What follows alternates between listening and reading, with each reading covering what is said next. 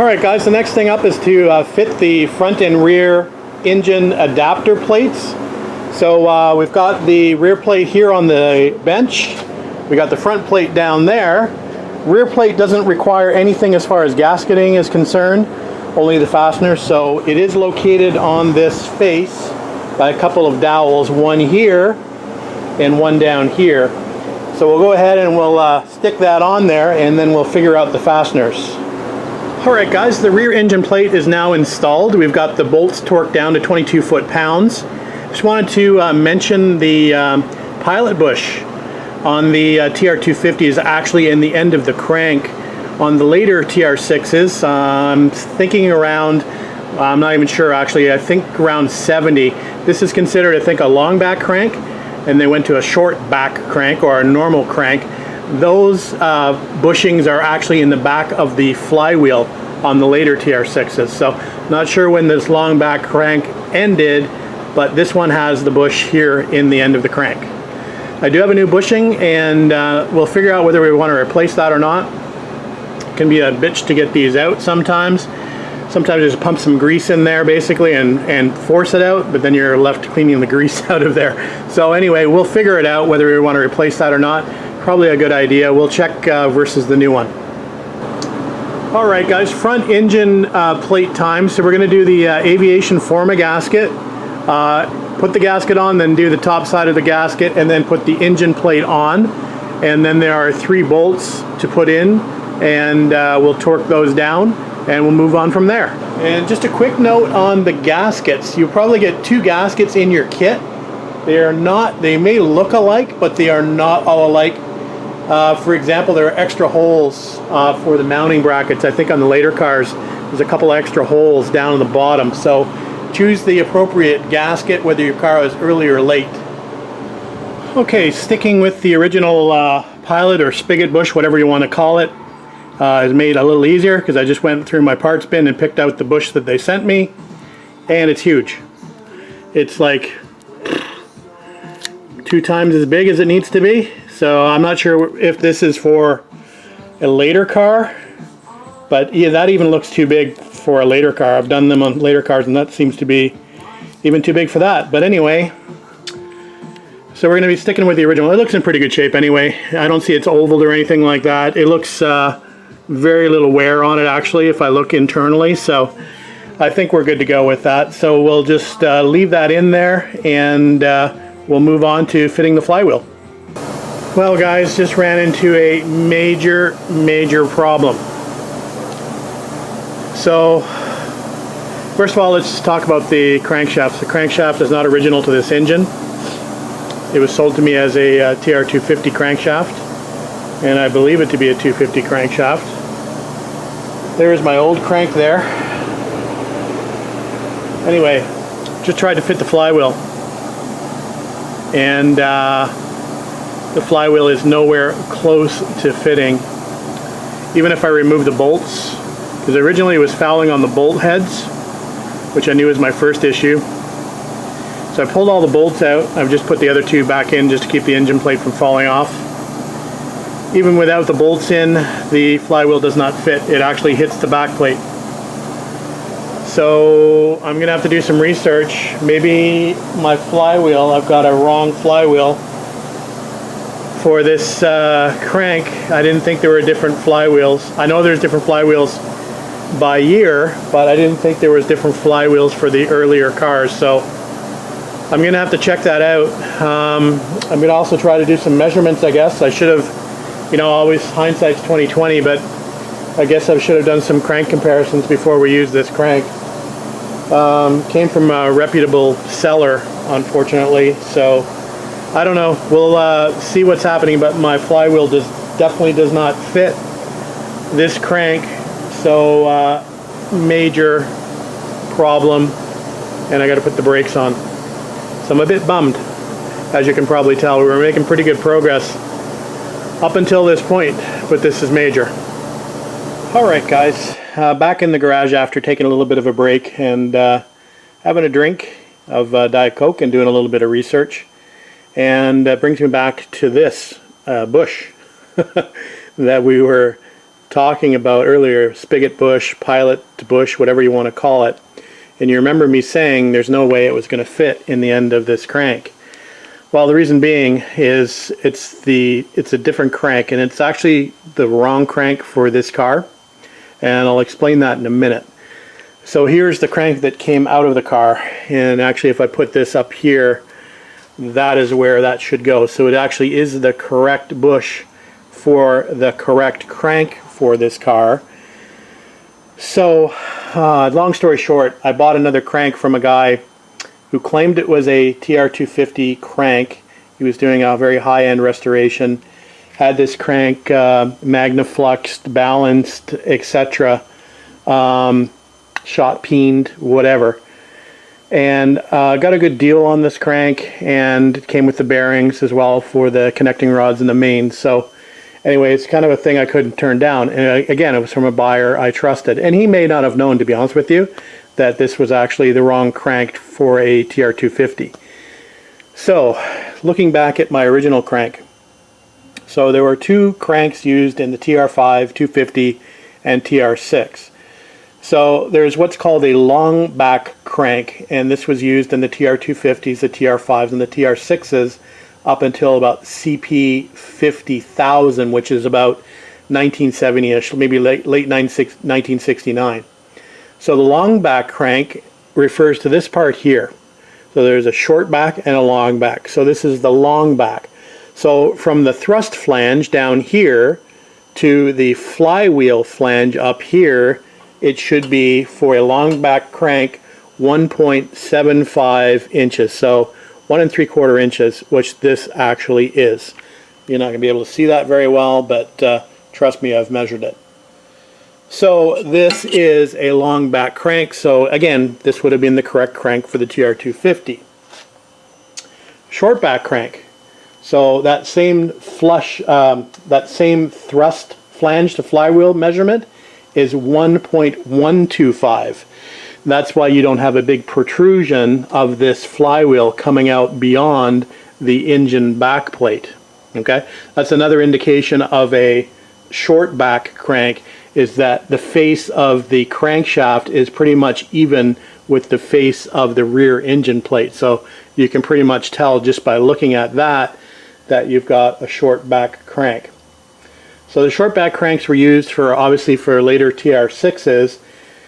Now, it's not an issue to use it for the TR5 or the 250 or the early 6 if you have the correct flywheel for it. So there are two flywheels. So there's an early flywheel, which this is, and they call this the shallow recess flywheel, and it has a depth of 9 millimeters.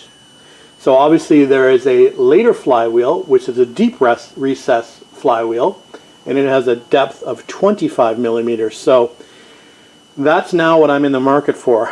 I'm in the market for a late or a later TR6 flywheel that has the deeper recess. Fortunately, I've got a line on one, so that's going to make it a little bit easier. Unfortunately, I've already had this machined, and it was ready to go back on the car, obviously matched to that crankshaft. So, long story short, I need another flywheel, I need to get it machined, and then we are pretty much good to go. So, a little blip along the road, but we'll get over it, and we'll figure it out, and we'll get it right. So I guess if I wanted to put a positive spin on things, there's some good things about going to the later crank versus the earlier crank. One, that the oiling is better in the later crank. It's cross-drilled where the earlier ones were not. So it's a better oiling crank. There are more aftermarket, because the earlier cranks are so rare, because they only ran them for, TR5, TR250 production and early TR6. The the long back crank and the shallow early flywheel are actually quite rare. So they don't make, let's say, aftermarket parts for these. So I can now get a lightened flywheel a lot easier. If I wanted to go for a performance application, I could always get a lightened flywheel much easier than I could for an earlier long back crank. So there's a couple of positives anyway, so maybe it's going to work out better in the end. Okay, now I'm over the crank issue temporarily, and there's really nothing I can do until I get another flywheel. I may as well continue on doing what I can do out here. It's just coming up to 3:45, so we've got another couple hours to play before we got to pack it in. So I think what I'm going to do now is I'm going to put the bolts back in loosely on the end plate. I've got 5 fasteners to put back in there that I took back out just to see if I could see what was going on. So we'll put those back in. Then what I'll do is I'll put the camshaft in, and we will put the oil pan on, and then we'll call this engine done until I can get Alin to come back. And by that time, I think that's going to probably be Tuesday night. I think his availability, based on his availability, we can probably start doing the timing. So we'll get the gears on and the timing chain on, etc., and he can set up the timing for me for the cam. So, all right, let's move on. All right, a little bit of aviation forma gasket on the machine face and the gasket on top for the oil pan, and we're just about ready to put that on there. According to the parts manual, it's 23. I didn't count them. I think it's 23 equal length set screws. So I've got them laid out here with new lock washers. So we'll go to town and put the oil pan on, at least loosely. All right, guys, the oil pan is back on the block and just attached by about 8 of the fasteners. We've got them all in there. We'll just fasten them all down securely once we're sure we don't need to get back in there. So let's move on to the next thing, and I think it'll probably be the last thing of the day, and that will be to do the cam. So let me go grab the cam, and we'll stick it in there. Maybe we'll put the timing chain cover on as well. You can see I put the gasket there already.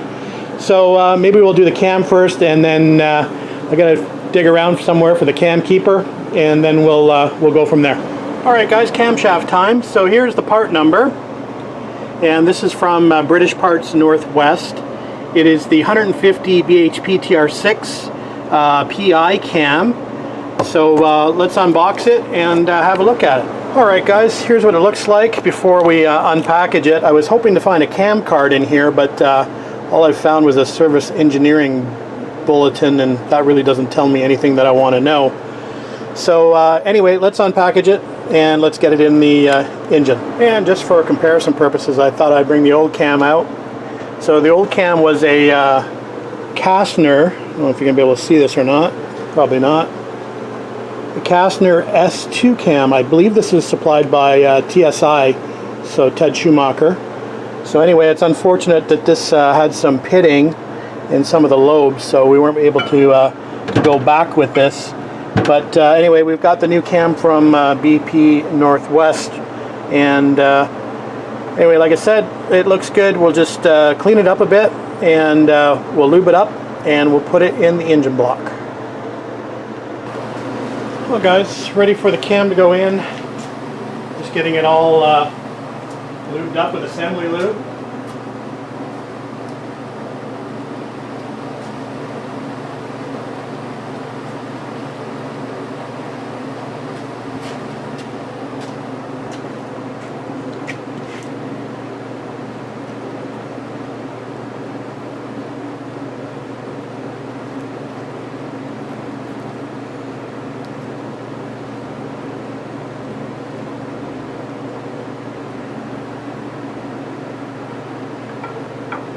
In she goes.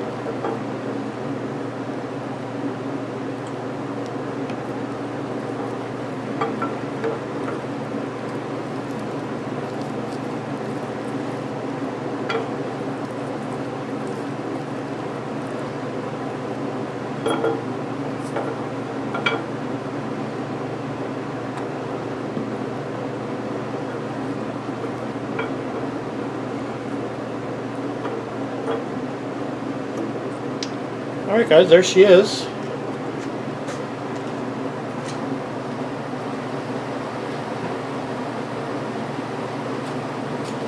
So we'll just install the cam keeper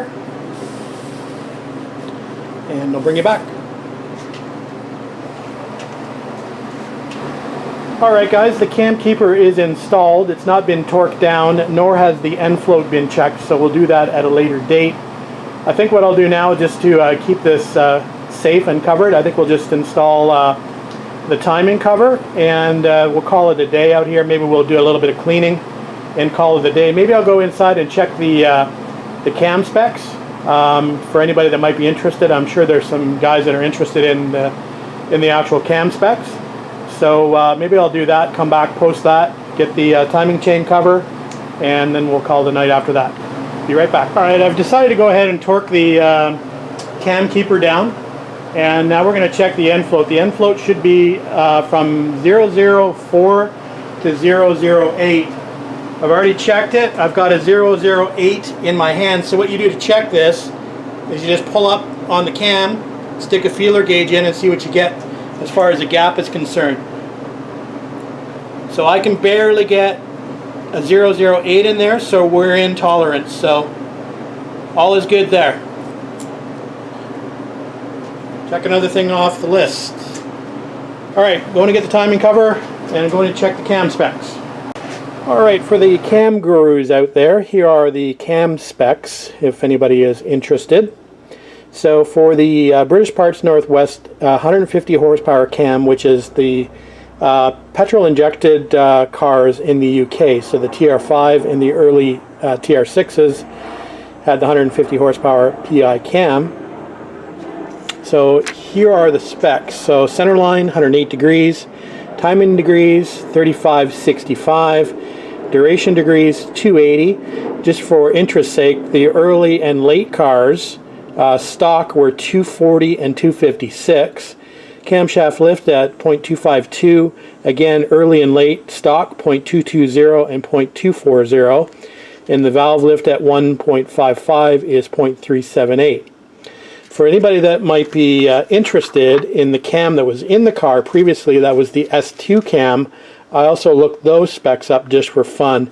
So centerline 110, timing degrees 3171, duration degrees 282, camshaft lift 2.279, and valve lift is 0.432.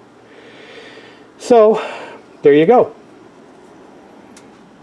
Alright guys, timing cover, we're just going to put the new seal in, and sometimes it can be fairly easy and sometimes not so easy to get the old seal out. First thing I'm going to try is just a pair of vice grips on the inside of the seal. There's a bit of a lip, so sometimes you can just grab it and pull it out. If it's a little proud of the, I don't know if you can see that or not, if it's a little proud, you can just sort of grab the edge of it and try to pull it out. So we're going to do that is we just knock the top seal down with a chisel, and now that that's down and it's a little looser, we can probably grab it and work it out. It was moving earlier.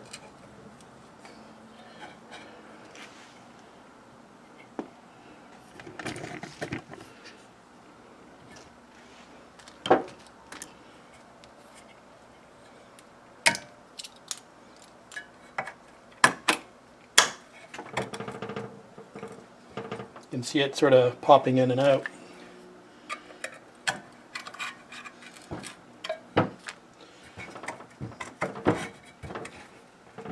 Almost there.